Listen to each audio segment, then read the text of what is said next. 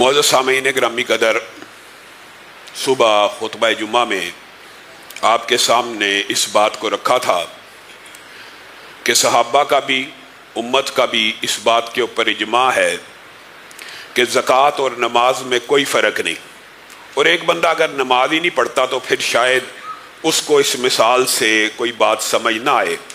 زکوٰۃ اور نماز میں فرضیت کے اعتبار سے کوئی فرق نہیں۔ بنی الاسلام علی خمس کے اندر نماز کو ادا کرنا جیسے شامل ہے، اسی طرح زکوٰۃ کو ادا کرنا بھی شامل ہے۔ بغیر نماز جس طرح زکوٰۃ دینے کا کوئی فائدہ نہیں، اس طرح بغیر زکوٰۃ نماز پڑھنے کا بھی کوئی فائدہ نہیں۔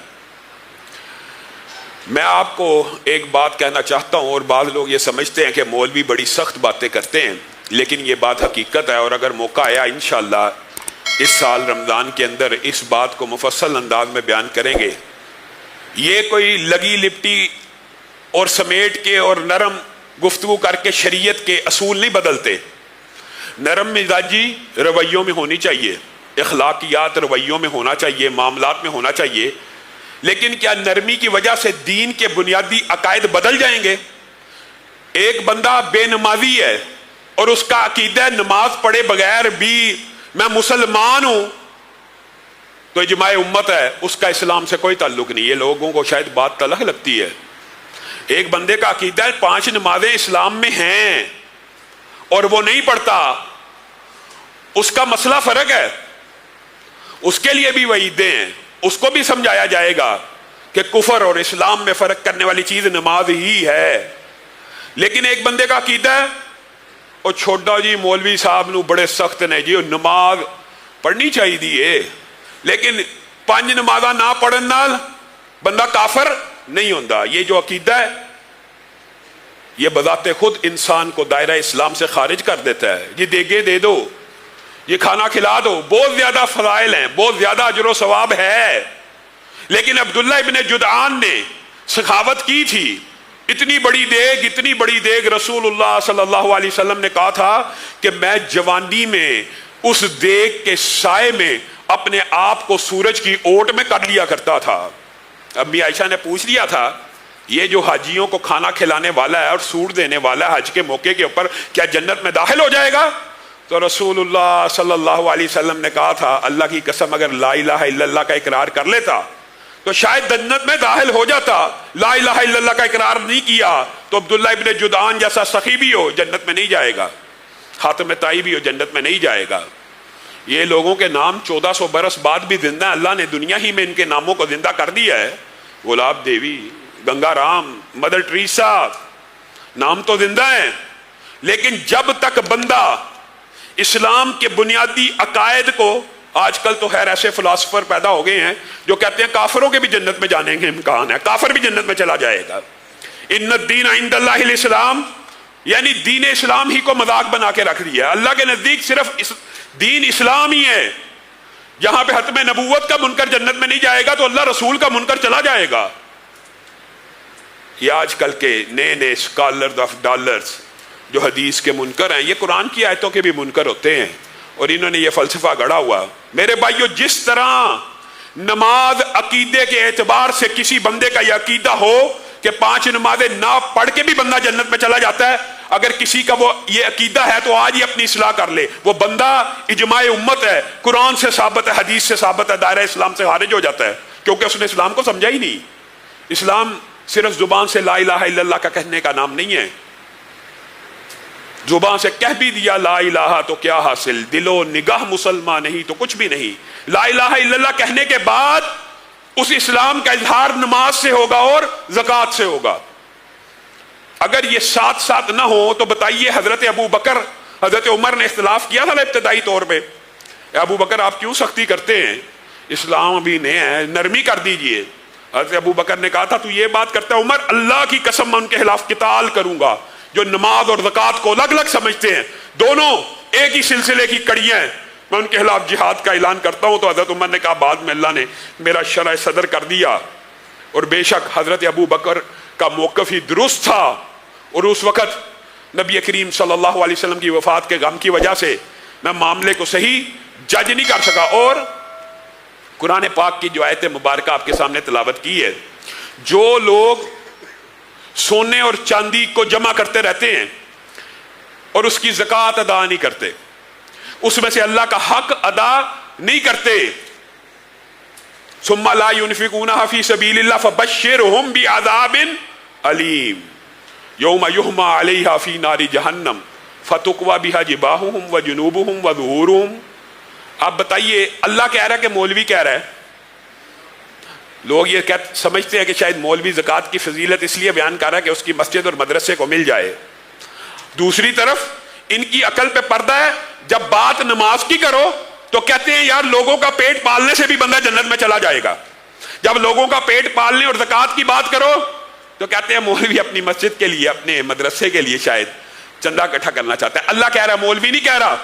جو بندہ اپنے مالوں کی زکوٰۃ ادا نہیں کرتا، اس آیت کی تفسیر میں لکھا ہوا ہے اور رسول اللہ صلی اللہ علیہ وسلم ثابت ہے، اور اگر تفسیر نہ بھی ہو ترجمے سے ثابت ہے، وہ سونا چاندی ان کو آگ میں پگھلا کر ان کی پشتوں پہ، ان کے ماتھوں پہ، ان کے آگے اور پیچھے 50,000 سال کا جو دن ہوگا پگھلا کر. بتائیے سونے کا بوائلنگ ٹمپریچر کیا ہے، چاندی کا کیا ہے، میلٹنگ پوائنٹ کیا ہے؟ آخر پگھلے گا تو گرم ہوگا تو پگھلے گا نا، وہ پگھلا کے جسموں پہ داغا جائے گا. اور پھر اسی آیت کی تفسیر کے اندر محدثین نے 3-4 حدیثیں اور بھی بیان کی ہیں جن کی طرف ضمناً اشارہ کرنا ضروری ہے. ایک تو یہ ہے سونا چاندی کی زکوٰۃ، درہم و دینار، پیسوں مال و دولت کی زکوٰۃ ادا نہ کرنے والے کا سارا مال و دولت پگھلا کے اس کے ماتھے پہ، اس کی کمروں پہ، اس کی سائڈوں پہ، اس کے پورے جسم کو اس ابلتے اور کھولتے ہوئے سونے چاندی کے اندر ڈبا ڈبا کے 50,000 سال کا دن گزارا جائے گا. نمبر ایک بات.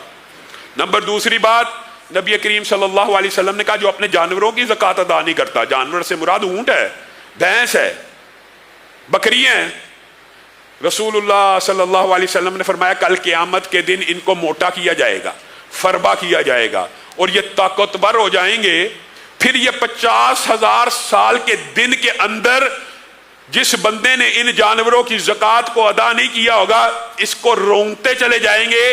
اور ایک دفعہ جب یہ اونٹ، گائے، بیل، بکری اس کو روندیں گے، بندہ پھر کچھ دیر بعد سیدھا ہو جائے گا، پھر وہ واپس آ کے رونا شروع کریں گے، پھر سیدھا ہوگا، پھر وہ رونا شروع کریں گے، یہاں تک کہ 50,000 سال یہی عمل دہرایا جاتا رہے گا. یہ عذاب ابھی یوم حشر کا ہے، جہنم کی بات بھی الگ ہے.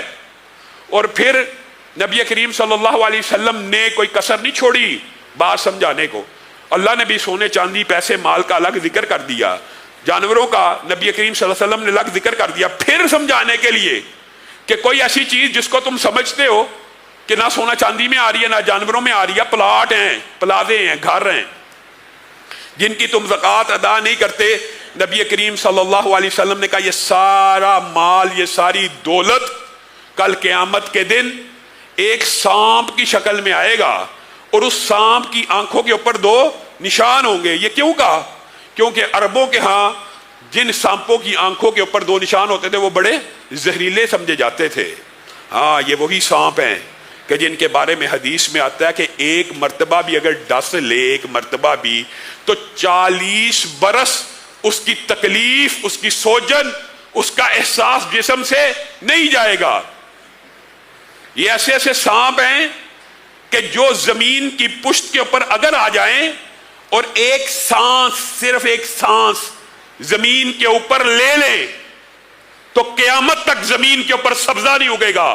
یہ سانپ انسان کے گلے کے اندر چکر کاٹ کے انسان کے منہ کے سامنے آئیں گے اور انسان کے منہ کے اوپر کاٹیں گے. اور باچھوں کا لفظ حدیث میں موجود ہے، جیسے آپ جانور کے منہ کے اوپر لگام نہیں لگاتے گھوڑے کے اوپر، ویسے انسان کے جبڑوں کو چمٹ جائے گا اور کہے گا میں تیرا مال ہوں جو تو نے اللہ ہی کی طرف سے حاصل کیا تھا اور اللہ ہی کے حق کو ادا نہیں تھا کیا.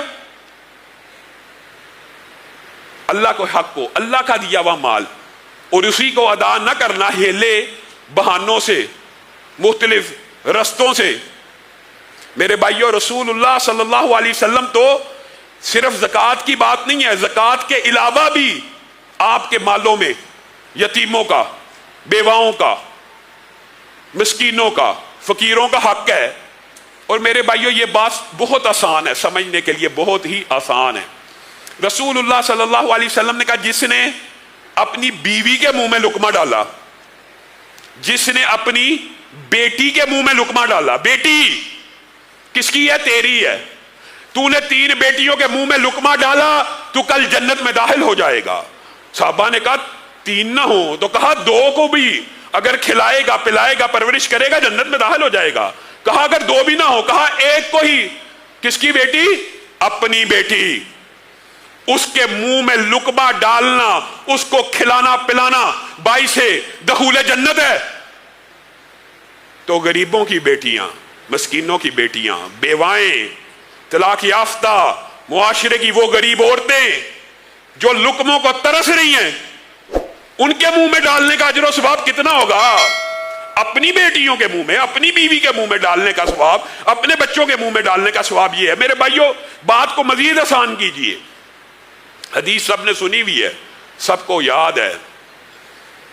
ایک کتا کنویں کے کنارے میں پیاسا بیٹھا ہوا ہے، پیاسا بیٹھا ہوا ہے، کون؟ ایک کتا، انسان نہیں۔ ایک بندے کو پیاس لگی، اس نے پانی پیا، باہر نکلا، دیکھا کتا ہانپ رہا ہے، کہنے لگا او ہو، خیال آیا اس کو بھی شاید پیاس کی اسی شدت نے تنگ کیا جس شدت کی وجہ سے میں کنویں میں اترا تھا، دوبارہ اتر گیا۔ اپنے جراب میں، اپنے موزے میں پانی بھر کے لایا، کتے کو پلا دیا۔ رسول اللہ صلی اللہ علیہ وسلم نے کہا اس کی نیت اتنی خالص تھی، اللہ کی مخلوق کی خدمت کرنے کی، ایک کتے کو پانی پلانے کی وجہ سے جنت میں داخل ہو گیا۔